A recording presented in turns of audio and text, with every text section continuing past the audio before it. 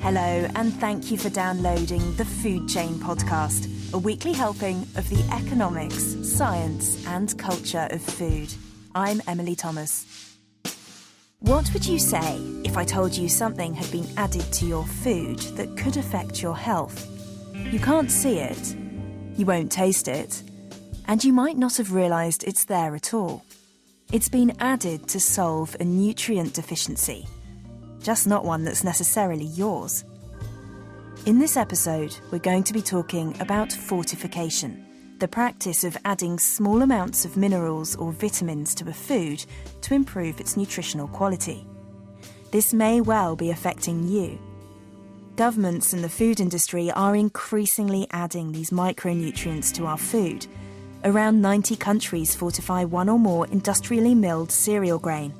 And if you use seasoning cubes, drink fruit juice, or eat popular noodle brands or breakfast cereals, then you might just want to take a closer look at the packaging. We'll be speaking to a global food company which is on a mission to fortify more of its processed food, and to one of the main NGOs involved in fortifying staple foods in the developing world. Improving the nutritional quality of our food sounds like a good thing, but who should be doing it?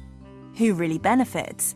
And has a focus on fortification meant we failed to address the underlying causes of malnutrition? Can we have too much of a good thing? Let's start in the UK, where one of our staple foods comes with some added extras. My name's Gordon Paulson. I'm the director of the Federation of Bakers, the trade association in the UK that represents the interests of the large bakers who produce typically all the sliced and wrapped bread in the UK. We're here today in London Bread and Cake, which produces lots of different kinds of products in North London. All the bread and rolls and other bakery products which are made from white flour will be fortified. Wholemeal bread, wholemeal products will not be fortified. And if we go over here, we can see where the flour enters the bakery, a huge pipe. The flour coming from the large silo outside of the building being pumped through pipes down through this into the mixing bowl. This looks just like wheat flour to me, but there's something else in there. The fortificants that are in that flour are calcium, thiamine and niacin and iron. And they're added in very small proportions to the flour. It goes back actually to the Second World War, around about 1942.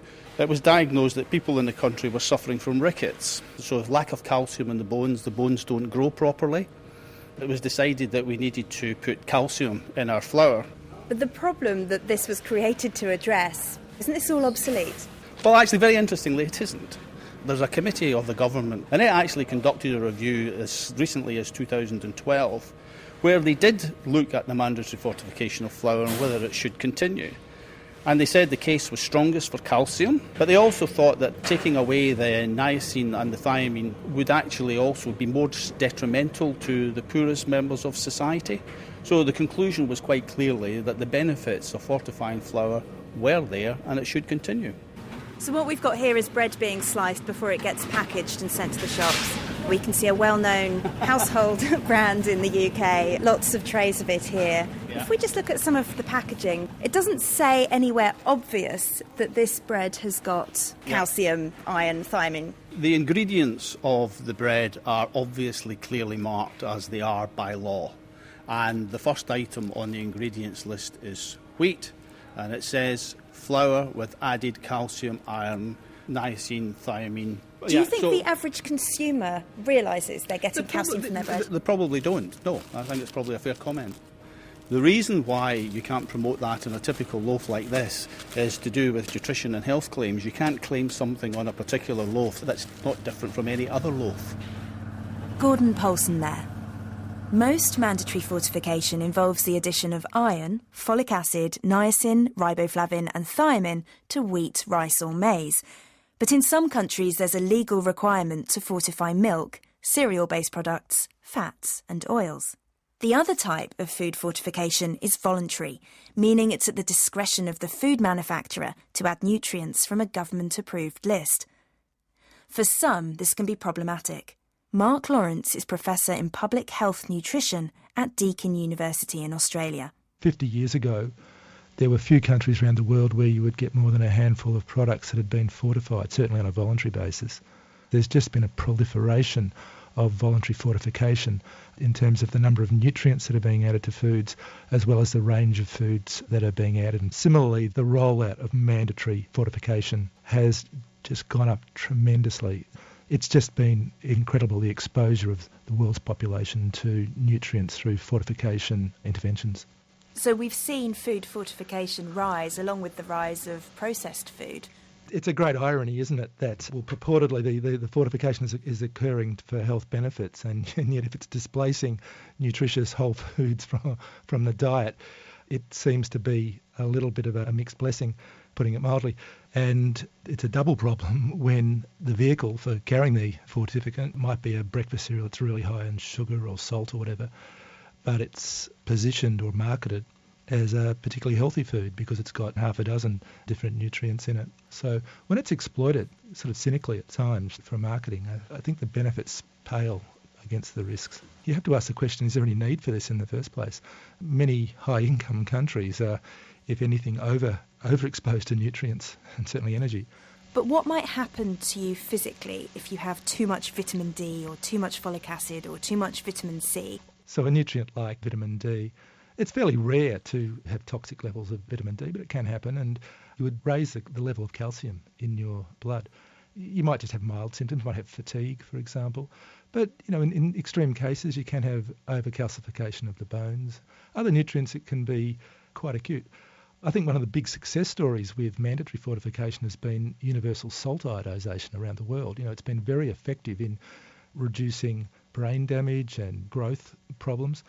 But it is possible to have excess exposure to iodine, and paradoxically, it can damage the thyroid. That's the purpose of exposure to iodine, to promote the health of the thyroid, so you can have a direct reverse of what you're trying to achieve. Do we also see private industry having an influence on what gets onto the lists of mandatory and voluntary fortification? Definitely. I can speak from experience in Australia and New Zealand when I was involved with the Food Regulatory Agency here. There was a lot of pressure that was put on, at the very highest levels, on health ministers and so on, from certain manufacturers, particularly breakfast cereal manufacturers, to expand the list of approved nutrients that could be added to foods, always on a voluntary basis. And the way that the issue was resolved eventually was to change the rationale for making the decision. Previously, the rationale had been that there was a requirement for evidence of a public health need to permit that addition of the nutrient. And it changed to there had to be evidence of harm to prevent it being added onto the list. So the onus shifted from the manufacturer to the agency to demonstrate risk. So it's kind of innocent till proven guilty now. That's a good way of describing it. Could we talk specifically about DSM, because they're the biggest company involved in manufacturing nutrients in the world? Well, what might be their influence over what ends up on fortification lists? We had an experience recently in Australia where it created a precedent, as far as I'm aware.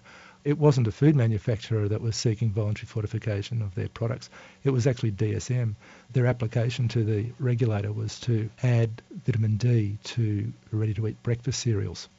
I would add the other critical factor here is food is a very complex entity. There are many nutrients in foods. There's interactions among the nutrients in the food. Dietary patterns is an increasingly important area. So I think it's quite naive or perhaps misinformed to think that by adding a few specific nutrients into foods, often which aren't that healthy in the first place, is somehow or other going to make it all okay for a healthy, balanced diet. Mark Lawrence. Well, let's have a look at one of these products that's been fortified by a food manufacturer. The Maggi brand of seasoning cube, produced by Nestlé. It's sold in many parts of the world, including 21 countries in Africa, and for some, it's a cooking staple. The food chain sent Sammy Darko to give you a flavour in Ghana's capital, Accra. Business is brisk here at the Medina Market in Accra. Dozens of people, so many things on display here. Over there is a chain of traders who sell a variety of seasonings, including dissolvable cubes. The brands include Maggi, Royco, Jumbo, and Onga. Almost a decade ago, I was in a similar market selling Jumbo cubes to these traders on tabletops. I never enjoyed the job because many customers preferred Maggi cube over my product, Jumbo cube. That yellow brand was an already established product through riveting advertisements and rewards for consumers. Good afternoon, Dorcas. Good afternoon, Sammy. I have come to the home of Dorcas Dankwa. She's a banker.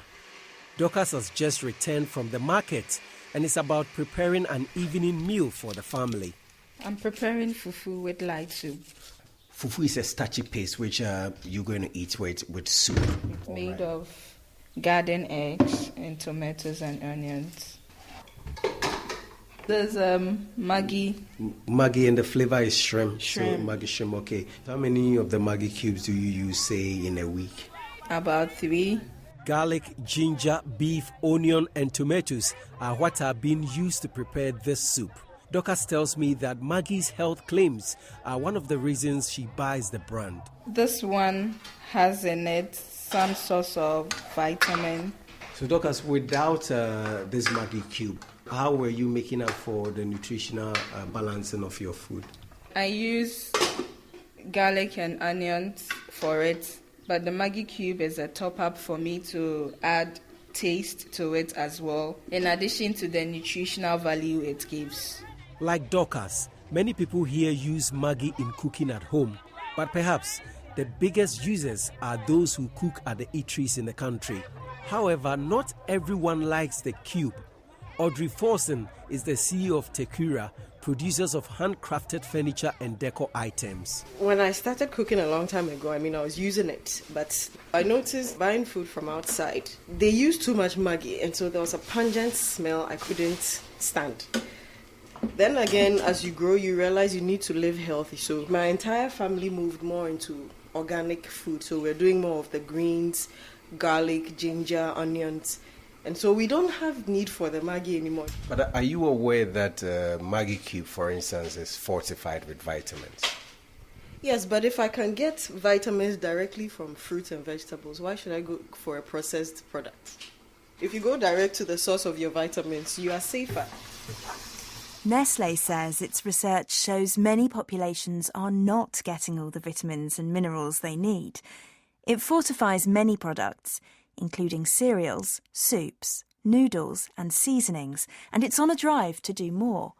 But why?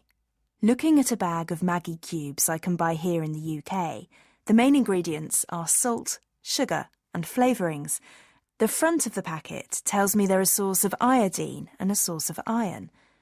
But Wayne England, Senior Vice President of the Global Strategy Unit at Nestlé, told me marketing is not the aim of fortification. We don't sell to push fortification. We want to help people eat more homemade food. And we believe that the noodles and the cubes especially can play a big role in that. We don't put fortification to be the selling proposition. So what you're saying is that with your fortified foods, you don't use the fortification as a marketing point. We're not going to see on a packet of noodles with extra vitamin. You will see. Yeah, we believe in transparency, so you will see it. Okay? But is that transparency or is that marketing? Is it a selling point? It is a selling point in the fact that from a transparency perspective, we believe the consumer has the right and should know when the product is fortified and when it is not. But I just want to stress that in our philosophy, the basic reason of fortification is not that you choose us because of fortification. You choose us because it fits into your daily diet and meal, and it's fortified so it's better for you. What is your reason for fortifying food then? You're not doing it because it will make consumers choose your product. You're not doing it to make money. You're doing it because... Yeah, look, as I said, I think that we are in the business to provide cooking aids to help people unlock their potential to make homemade food. This is our way of being more competitive and making a better business. But we don't start from the primary reason of looking at deficiencies to launch products. Would you say that instant noodles are a homemade food, though? Are they the right vehicle to be fortifying? Noodles is not the most homemade food as a scratched cook meal, but it's a better alternative than a packet of crisps or some other alternatives that people might have. And we often encourage the addition of other vegetables to a noodle dish. This then we call homemade. Is fortification a way of justifying a food that isn't very healthy? I would say no, because we fortify because we see the overall deficiencies of the diet, and the frequency of the consumption of noodles can play a role together to help improve the daily intake. We don't fortify to overcome what we think is bad. For the consumer, you could argue, once you start fortifying the foods that are processed, everything gets a bit confused. And do we risk getting messages out there to people? They think, you know what, it's fine, I'm just going to eat instant noodles. They've got added vitamins and minerals. We primarily start from what you're saying, encouraging people to cook with homemade food based on intrinsic raw materials. But we know from research, our own research with the World Health Organization, that there are deficiencies in the countries that we operate in, and that we, through the high frequency of our products, can be effective in helping overcome deficiencies. Do you then do studies once you've addressed those problems to see what kind of impact the changes you've made have had? There's many other people also fortifying products in the market, so we don't know always exactly what comes from our product, and governments are also fortifying. How we can trace that back to our individual product is what I said is contextually very difficult. Wayne England there.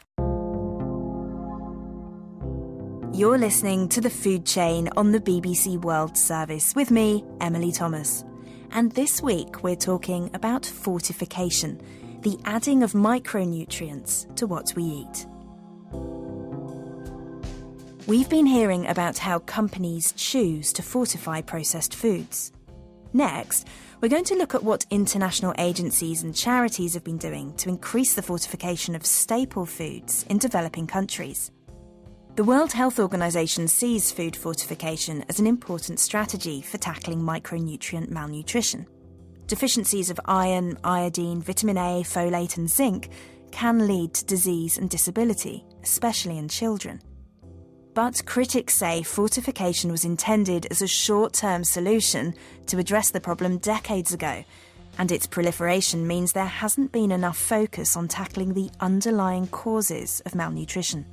Barry Maggetts is Emeritus Professor within Medicine at the University of Southampton in the UK. Gradually, what became a short-term solution switched around to become the solution. And gradually, agencies stopped talking about the food systems and started to focus on supplementation and fortification as the strategy to solve the nutrition problems. On all of the literature from people that support this approach, they always say, of course, we should be improving the food supply, but this is difficult and we don't have enough money. So we've got to give children supplements and we've got to go for fortification.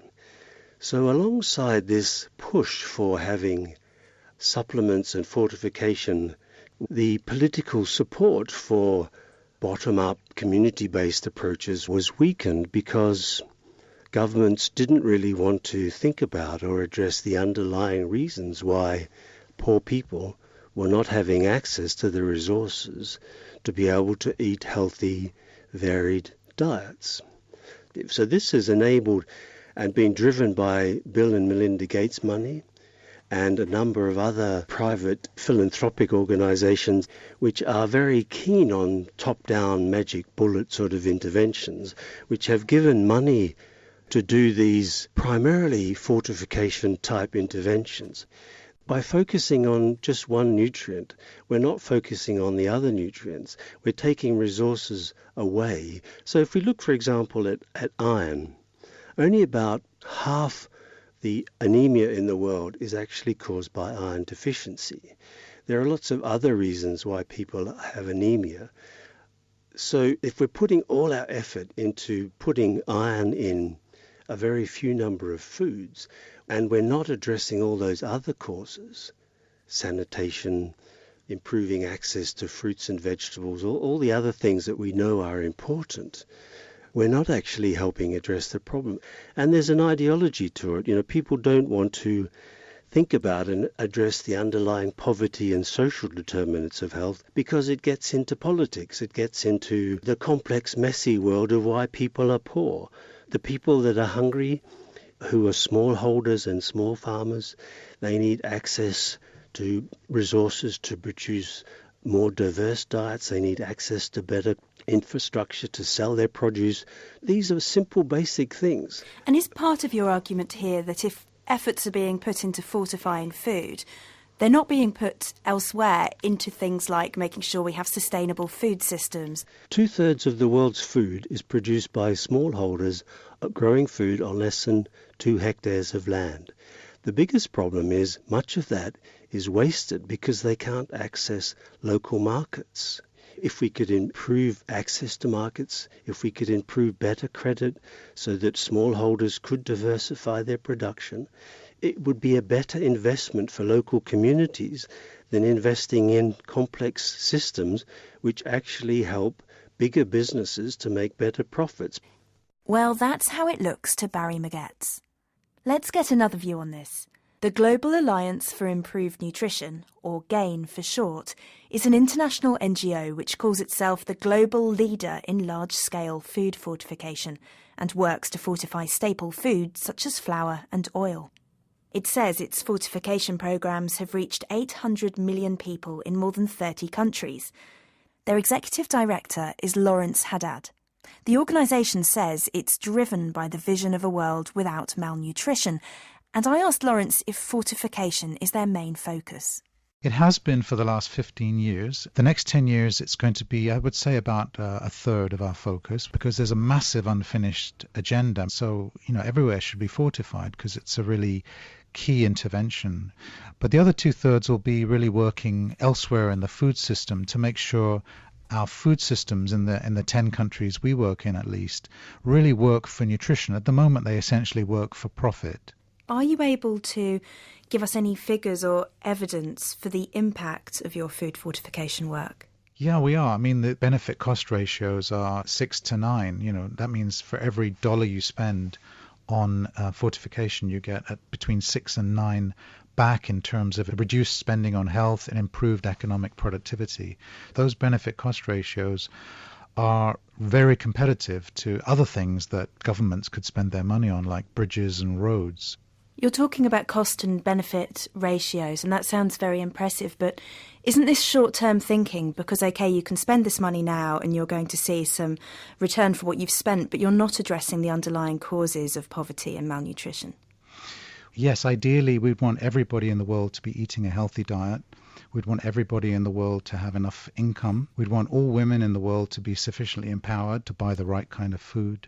We'd want that food to be available and affordable. But we're not there yet. So what do you do? What's your choice? Is your choice to say, sorry, kids, the third of kids that die from malnutrition, sorry, we're working on the underlying determinants, so you can die while we're doing that?